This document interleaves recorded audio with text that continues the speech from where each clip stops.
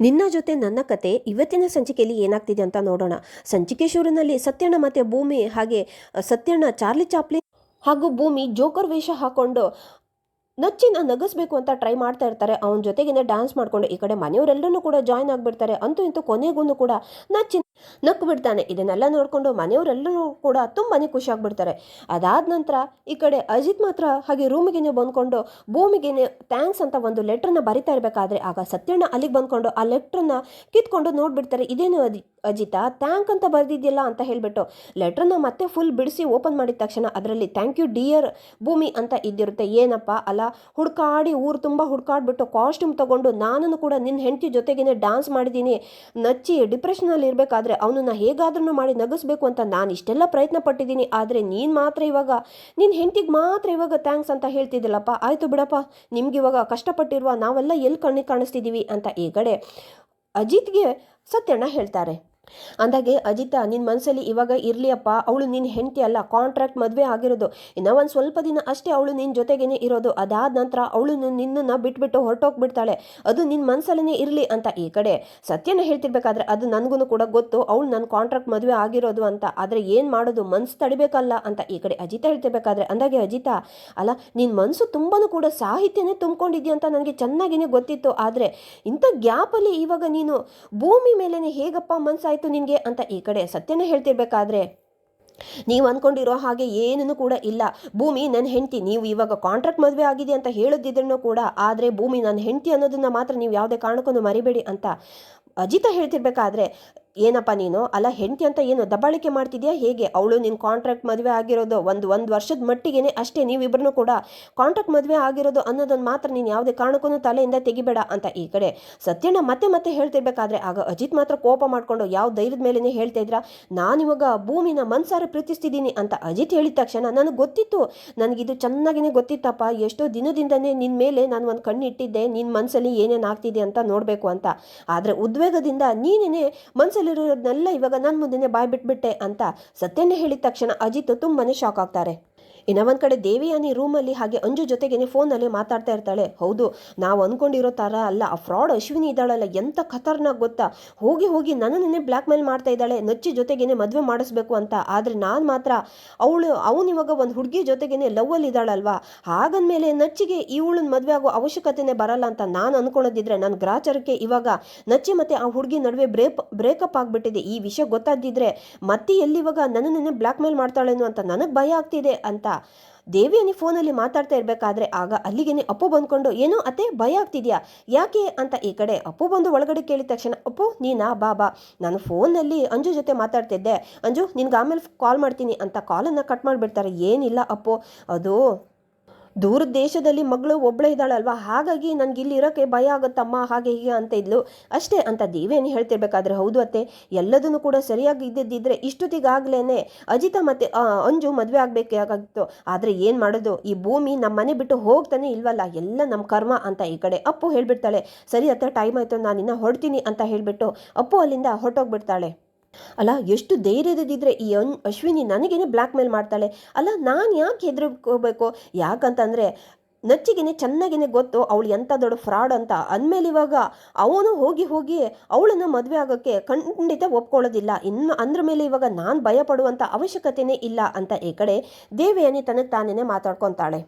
ಇನ್ನೂ ಒಂದು ಕಡೆ ಅಲ್ಲಗಳು ಅಜಿತ, ನಿನ್ನ ಮನಸ್ಸಲ್ಲಿ ಇವಾಗ ಸಾಹಿತ್ಯನೇ ತುಂಬಿಕೊಂಡಿದ್ಲು, ಅದು ಯಾವ ಗ್ಯಾಪಲ್ಲಿ ನಿನ್ಗೆ ಇವಾಗ ಭೂಮಿ ಮೇಲೆ ಮನಸ್ಸಾಯ್ತಪ್ಪ ಅಂತ ಸತ್ಯನ ಕೇಳ್ತಿರ್ಬೇಕಾದ್ರೆ ಅದು ನಚ್ಚಿ ಜೊತೆಗೇನೆ ಭೂಮಿ ಫ್ಲೈಟಲ್ಲಿ US ಗೆ ನನ್ನನ್ನು ಬಿಟ್ಟು ಹೋಗ್ತೀನಿ ಅಂತ ಹೇಳಿದ್ಲಲ್ವ, ಆವಾಗಲೇ ನಾನು ಯಾಕೋ ಭೂಮಿನ ಬಿಟ್ಟಿರೋಕ್ಕಾಗ್ತಿಲ್ಲ, ನಾನು ಅವಳನ್ನು ಪ್ರೀತಿಸಿದ್ದೀನಿ ಅಂತ ನನಗೆ ಗೊತ್ತಾಯಿತು. ಹಾಗಾಗಿ ನನ್ನ ಮನಸ್ಸಲ್ಲಿ ಇರೋದನ್ನೆಲ್ಲ ಹೇಳಿಬಿಟ್ಟು ಅವಳಿಗೆ ಒಂದು ಲೆಟ್ರನ್ನ ಕೊಟ್ಬಿಟ್ಟು ಫ್ಲೈಟಲ್ಲಿ ಕೂತ್ಕೊಂಡಿದ್ದವಾಗ ಇದನ್ನು ಓದು ಅಂತ ಹೇಳಿದ್ದಿದೆ.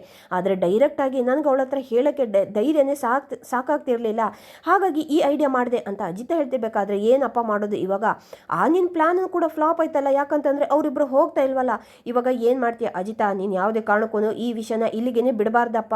ನೋಡು, ನೀನು ತಡ ಮಾಡಿದಷ್ಟು ಕೂಡ ನಿನ್ನ ಪ್ರೀತಿ ನಿನ್ನಿಂದ ದೂರನೇ ಹೊರಟೋಗ್ಬಿಡುತ್ತೆ. ಹಾಗಾಗಿ ಧೈರ್ಯ ಮಾಡಿಕೊಂಡು ಏನಾದ್ರಾಗಲಿ ನಿನ್ನ ಮನಸ್ಸಲ್ಲಿರುವ ಪ್ರೀತಿನೆಲ್ಲ ಹೇಳ್ಕೊಂಡ್ಬಿಡು ಅಂತ ಸತ್ಯನ ಹೇಳ್ತಿರ್ಬೇಕಾದ್ರೆ ಅದೇ ಹೇಗೆ ಹೇಳಿ ಅಂತಾನೆ ಗೊತ್ತಾಗ್ತಿಲ್ಲ ಅಂತ ಈ ಕಡೆ ಅಜಿತ ಹೇಳ್ತಿರ್ಬೇಕಾದ್ರೆ ನೋಡು, ನಿನ್ನ ಹೃದಯನೇ ಕೇಳು, ಯಾವುದಾದ್ರೂ ಒಂದು ದಾರಿ ಸಿಕ್ಕೇ ಸಿಕ್ಕುತ್ತೆ, ಆದರೆ ತಡ ಮಾತ್ರ ಮಾಡಬೇಡ ಅಂತ ಈ ಕಡೆ ಸತ್ಯನ ಹೇಳ್ತಿರ್ಬೇಕಾದ್ರೆ ಸಾಹೇಬ್ರೆ ಅಂತ ಕರ್ಕೊಂಡು ಅವಾಗ ಅಲ್ಲಿಗೇನೆ ಭೂಮಿ ಬಂದ್ಬಿಡ್ತಾಳೆ. ಏನು ಮಾತಾಡ್ತಿದ್ದೀರಾ ಇಬ್ರು ಕೂಡ, ಆದಷ್ಟು ಬೇಗನೆ ಹೇಳಿ ಹಾಗೆ ಹೀಗೆ ಅಂತ ಏನೇನು ಹೇಳ್ತಿದ್ದಾಗಿತ್ತಲ್ಲ, ಏನದು ಅಂತ ಈ ಕಡೆ ಭೂಮಿ ಕೇಳ್ತಿರ್ಬೇಕಾದ್ರೆ ಏನಿಲ್ಲ ಅಜಿತ ನಿನಗೆ ಪ್ರಪೋಸ್ ಮಾಡೋಕ್ಕೆ ಕಾಯ್ತಾ ಇದ್ದಾನೆ ಅಂತ ಸತ್ಯಣ್ಣ ಹೇಳಿದ ತಕ್ಷಣ ಏನು ಸತ್ಯಣ್ಣ ಇದು, ಅಲ್ಲ ನಾವು ಯಾವ ರೀತಿಯಾಗಿ ಒಪ್ಪಂದದ ಮೇಲೆ ಮದುವೆ ಆಗಿದ್ದೀವಿ ಅಂತ ನಿಮ್ಗೂ ಕೂಡ ಚೆನ್ನಾಗೇ ಗೊತ್ತು ತಾನೆ, ಮತ್ತೆ ತಮಾಷೆ ಮಾಡ್ತಿದ್ದೀರಾ, ಹೋಗಿ ಹೋಗಿ ನೀವು ಇಲ್ಲಿಂದ, ನನಗೆ ನಿದ್ದೆ ಬರ್ತಿದೆ, ಸಾಹೇಬ್ರೆ ಗುಡ್ ನೈಟ್, ಬಂದು ಮಲ್ಕೊಳ್ಳಿ ಅಂತ ಈ ಕಡೆ ಭೂಮಿ ಹೋಗಿ ಮಲ್ಕೊಂಡಿದ್ದ ತಕ್ಷಣ ಅಜಿತ್ ಮಾತ್ರ ತನ್ನ ಕೈಯಲ್ಲಿ ಬಚ್ಚಿಟ್ಕೊಂಡಿರುವ ಲೆಟರ್ನೆಲ್ಲ ಹೋಗ್ಬಿಟ್ಟು ಕಬೋರ್ಡಲ್ಲಿ ಬಚ್ಚಿಟ್ಕೊಂಡು ಬಿಡ್ತಾನೆ. ಛೇ ಏನಾಗ್ತಾ ಇದೆ, ಯಾಕೋ ಅಜಿತ ಇಷ್ಟೊಂದು ಹೆದ್ರು ಪುಕ್ಲನ್ ಥರ ಆಗ್ತಿದ್ಯಾ ನೀನು, ಎಂತೆಂಥ ಕ್ರಿಮಿನಲ್ನೆಲ್ಲ ಹಿಡಿದಿದ್ಯಾ ನೀನು, ಹೋಗಿ ಹೋಗಿ ಈ ಬಾಯ ಬಡ್ಕೆ ಮುಂದೆ ಪ್ರೀತಿನ ಹೇಳ್ಕೊಳಕ್ಕಾಗ್ತಿಲ್ವೋ ನಿನಗೆ ಅಂತ ಅಜಿತ ತನಗೆ ತಾನೇನೆ ಪ್ರಶ್ನೆ ಮಾಡ್ಕೊತಾನೆ.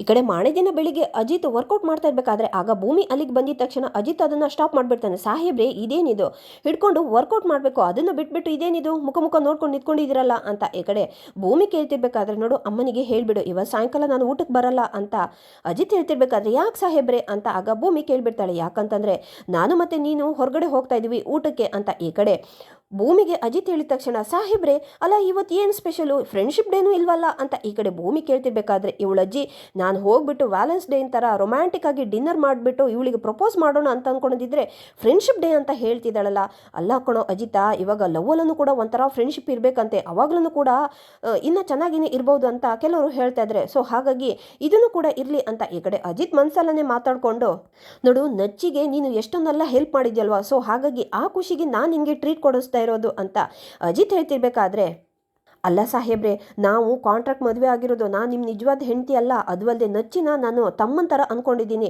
ನಿಮ್ಮ ಮನೆಯವರು ಎಲ್ಲರೂ ಕೂಡ ನಮ್ಮ ಮನೆಯವರು ಅಂತ ಅಂದ್ಕೊಂಡಿದ್ದೀನಿ, ಅಲ್ಲ ಸಾಹೇಬ್ರೆ ಇದಕ್ಕೆಲ್ಲ ಟ್ರೀಟ್ ಯಾಕೆ ಅಂತ ಈ ಕಡೆ ಭೂಮಿ ಕೇಳ್ತಿರ್ಬೇಕಾದ್ರೆ ಆವತ್ತು ನೀನು ನಿನ್ನ ಅಮ್ಮನ್ನ ಬಿಡಿಸ್ಕೊಂಡು ಬಂದವಾಗ ನನಗೆ ನೀನು ಟ್ರೀಟ್ ಕೊಟ್ಟಿಲ್ವಾ, ಸೊ ಹಾಗಾಗಿ ಈ ಸರಿ ಕೂಡ ನೀನು ಬೇಡ ಅಂತ ಹೇಳಬಾರ್ದು ಅಂತ ಅಜಿತ್ ಹೇಳಿದ ತಕ್ಷಣ ಆಯಿತು ಅಂತ ಭೂಮಿ ಒಪ್ಕೊತಾಳೆ.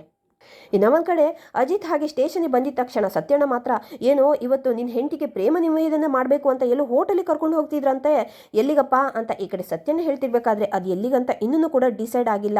ಭೂಮಿನೇ ಕರೆದ್ಬಿಟ್ಟು ಅವಳಿಗೆ ಏನು ಇಷ್ಟ, ಯಾವ ಪ್ಲೇಸ್ ಇಷ್ಟ ಅಂತ ಕೇಳಿಕೊಂಡು ಆಮೇಲೆ ಒಂದು ಮಾಸ್ಟರ್ ಪ್ಲಾನ್ ಮಾಡೋದಿದ್ರೆ ಚೆನ್ನಾಗಿರುತ್ತಲ್ವಾ ಅಂತ ಅಜಿತ್ ಹೇಳಿದ ತಕ್ಷಣ ಹೌದಪ್ಪ ಅಜಿತ ಅಂತ ಸತ್ಯಣ್ಣ ಹೇಳಿದ ತಕ್ಷಣ ಭೂಮಿಗೆ ಕಾಲ್ ಮಾಡಿಬಿಟ್ಟು ಭೂಮಿ ಸ್ವಲ್ಪ ಬಾ ಇಲ್ಲಿ ನನ್ನ ಕ್ಯಾಬಿನ್ ಹತ್ರ ಮಾತಾಡಬೇಕು ಅಂತ ಅಜಿತ್ ಕರೆದ್ಬಿಡ್ತಾನೆ. ಆಗ ಭೂಮಿ ಅಲ್ಲ ಕಾಫಿ ಬೇಕಂದ್ರೂ ಕೂಡ ಡೈರೆಕ್ಟಾಗಿ ಹೇಳೋಕ್ಕಾಗಲ್ಲ, ಇದರಲ್ಲೂ ಕೂಡ ಕೊಬ್ಬು ತೋರಿಸ್ತಾರೆ ಅಂತ ಕೋಪ ಮಾಡಿಕೊಂಡು 2 ಗ್ಲಾಸು ಕಾಫಿ ತೊಗೊಬಂದು ಕೊಟ್ಬಿಡ್ತಾಳೆ ಒಂದು ಅಜಿತನಿಗೆ ಒಂದು ಸತ್ಯಣ್ಣನಿಗೆ. ಸತ್ಯಣ್ಣ ಸ್ವಲ್ಪ ಅಜಿತ್ ಸಾಹೇಬ್ರಿಗೆ ಹೇಗೆ ಮಾತಾಡಬೇಕು ಅಂತಲೂ ಕೂಡ ಕಲಿಸಿ, ಕಾಫಿ ಬೇಕಂತದಿದ್ದರೆ ಡೈರೆಕ್ಟಾಗಿ ಕಾಫಿ ಬೇಕು ಅಂತಲೇ ಕೇಳಬೇಕು, ಅದನ್ನು ಬಿಟ್ಟು ಕ್ಯಾಬಿನಿಗೆ ಬಾ ಅಂತ ಯಾಕೆ ಕರಿಬೇಕು ಅಂತ ಈ ಕಡೆ ಭೂಮಿ ಕೋಪ ಮಾಡಿಕೊಂಡು ಸರಿ ನಾನಿನ್ನ ಹೊರಡ್ತೀನಿ ಅಂತ ಅಲ್ಲಿಂದ ಹೊರಡ್ತಾ ಇರಬೇಕಾದ್ರೆ ನಿತ್ಕೋ ಡಾರ್ಲಿಂಗ್ ಅಂತ ಅಜಿತ್ ಕರೆದಿದ ತಕ್ಷಣ ಸತ್ಯಣ್ಣ ಕಾಫಿ ಕುಡಿತಾ ಇದ್ದರು ಮೈಮೇಲೆಲ್ಲ ಅದನ್ನು ಚಲ್ಕೊಂಡ್ಬಿಡ್ತಾರೆ.